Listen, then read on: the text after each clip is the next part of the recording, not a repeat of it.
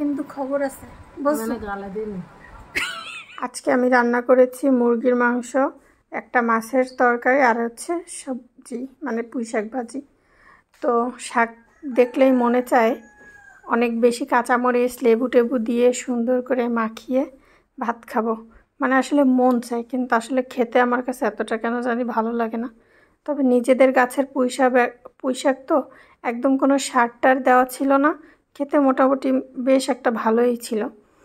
তো এটা খেতে যেরকম টেস্টি ছিল, আর কেনা পুঁইশাকটা আমার কাছে একটু হালকা তিতা লাগে।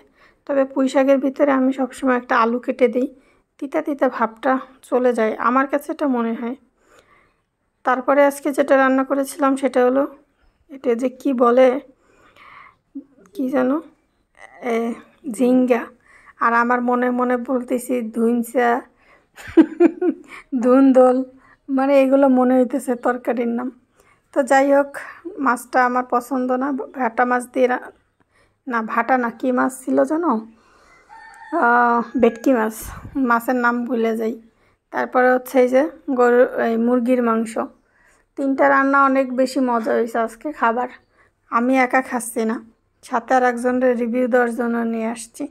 তাকে রিভিউ কিভাবে দিয়েছি সেইটা যদি আপনারা ভিডিও না দেখেন তাহলে তো বুঝতেই পারবেন না। তো যাই হোক, চলেন এখন আমরা সেই মানুষটার ভিডিওটা দেখে আসি, সে খায় আর কি কি রিভিউ দেয়।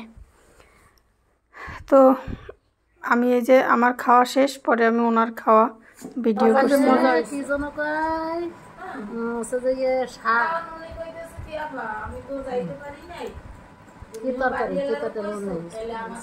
ঝিঙ্গে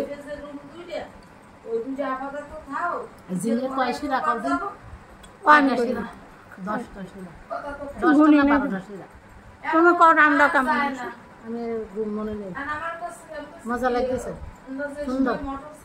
তেলাপিয়া মাছ দিলাম না, কি মাছ? আম্মু এই মাছের নাম কি জানি আম্মু?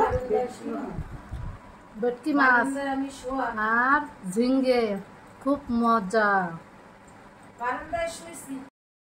খালা আমার রান্না কেমন হয়েছে? সুন্দর হয়েছে, খুব সুন্দর, খুব মজা, হেভি মজা হয়েছে।